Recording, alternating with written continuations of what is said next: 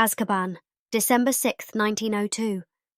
The sound of screams and the smell of piss and salt filled the air, like the vast sea outside. The suffering inside these walls seemed endless. The scratching from the cell next to him had finally stopped and had gone quiet. And while Sebastian wanted that to bring some relief, it wouldn't. He lied on the prison cell floor, cold, tired and hungry. His bones ached deep in the strained muscle tissue of his body. He could not recollect the last time he felt whole, rested, or even happy, day in and day out, like a horrid dark blanket of misery over his soul. That's when he heard it, as he was sure all prisoners on this block could, the soft sound of something different hitting the cobblestone floor. At first, he thought he might have finally gone insane. It was only a matter of time, but that soft clicking sound of heels. It approached his cell even closer, louder, like a faucet leaking onto the folds of his mind, threatening to snap him like a sugar quill. Then, it stopped. The door to his cell swung wide, blinding him in bright light. He immediately shut his eyes, but, out of desperation, leaned toward it ever so subtly, like a moth drawn to a candle. "Stand tall, ya git. You're about to be in the presence of a lady," said a voice. Sebastian recognized that voice. He cracked an eye open, eyes still burning from the searing lights around him. It was none other than Lux, a guard who, for the past 5 months, had spent hours trying to get a rise out of Sebastian, all for the sake of a bitter laugh as the Dementors would suck the life out of Sebastian, bit by pointed bit. Lux, however, did not look so entertained at this moment. He looked a little put out, which might mean good things for Sebastian in this case. But what? Sebastian sat up, his eyes adjusting. "And who do I owe the pleasure?" he said softly, his voice carrying a note of hope. That was more than he would have liked. Hope was a downright stupid thing for one to even dream of here.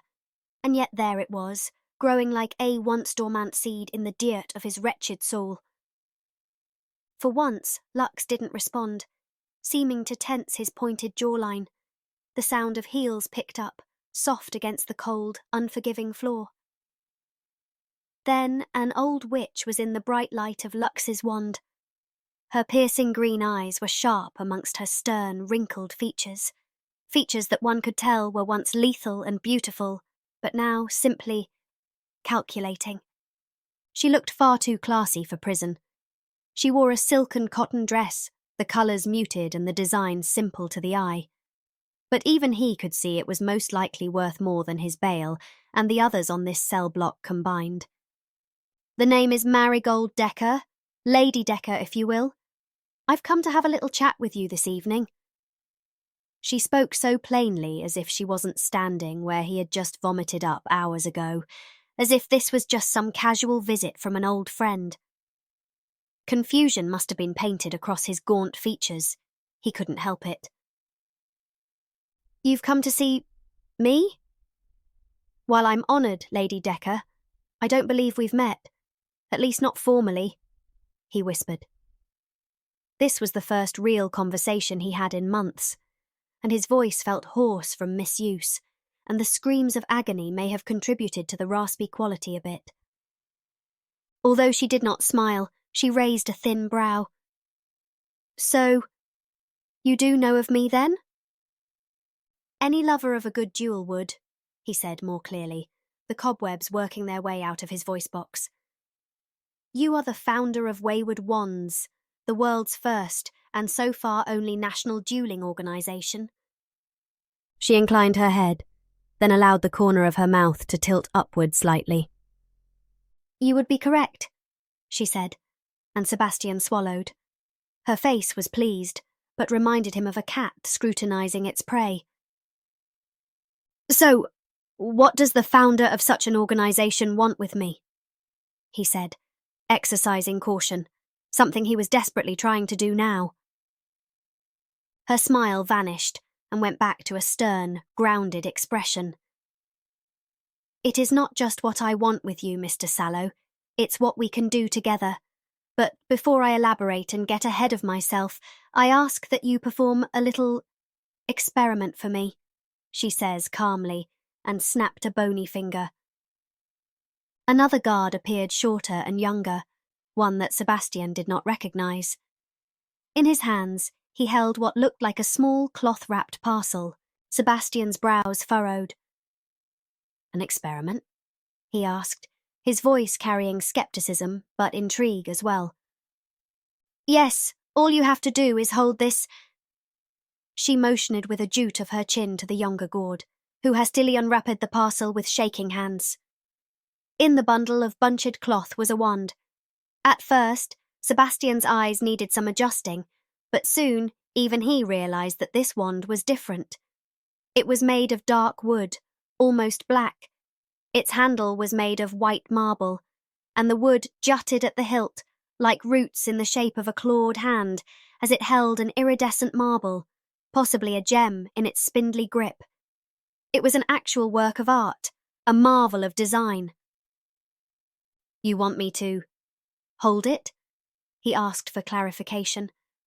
That was pretty bold of her and the guards to allow such a thing, giving a prisoner by all accounts a weapon. But he was wiser than that. First, they knew he was weak, a heap of malnourished bones at best. Second, Lady Decker may have had age against her, but she carried herself with a poised power. You didn't found a piece of history without the abilities to back it up, and with the guards at her beck and call, it seemed he was outmatched either way. Besides, if he could pass her test, freedom was an unspoken promise, and he refused to let this slip through his fingers. With all his strength, he squared his shoulders and rose. On shaky, foal-like legs, he walked towards the trio. The guards tensed, gripping their wands tight in their gloved fists. But Lady Decker held a hand out, motioning them to stand down and let him approach. Sebastian did just that.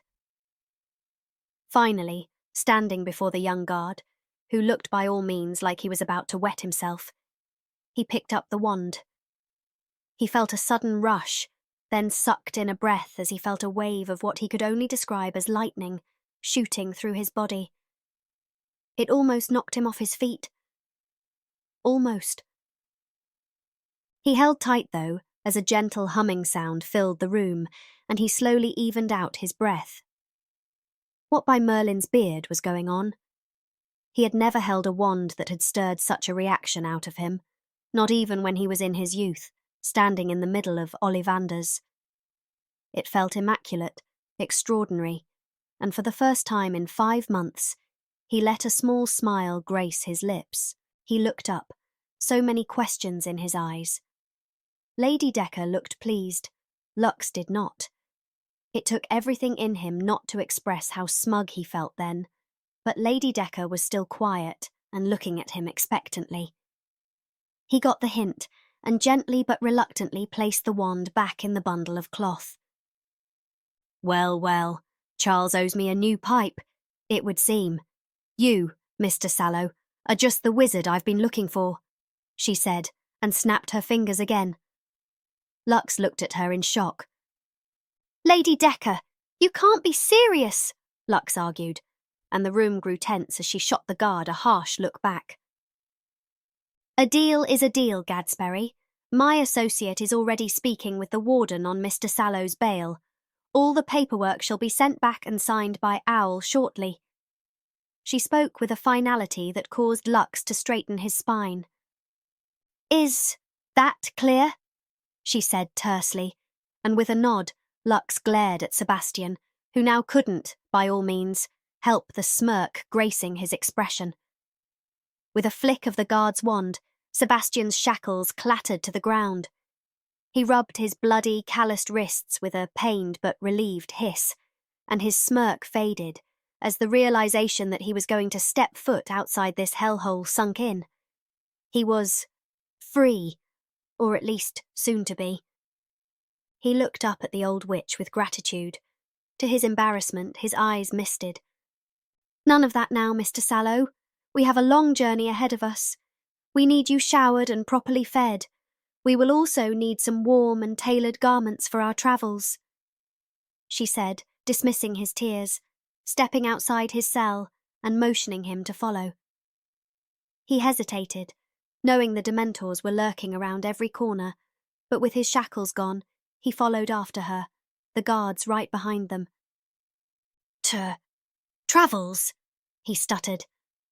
Why, yes, Mr. Sallow, you are going to America. She spoke so matter-of-factly, as if it were just a jaunt away. His heart leapt into his throat, both with joy and a hint of trepidation. But the sheer thought of leaving this disdainful place was too good to be true, and he would be damned if he let this rare spark of freedom slip through his hands. He was a free wizard again, destined for a new life, a new beginning.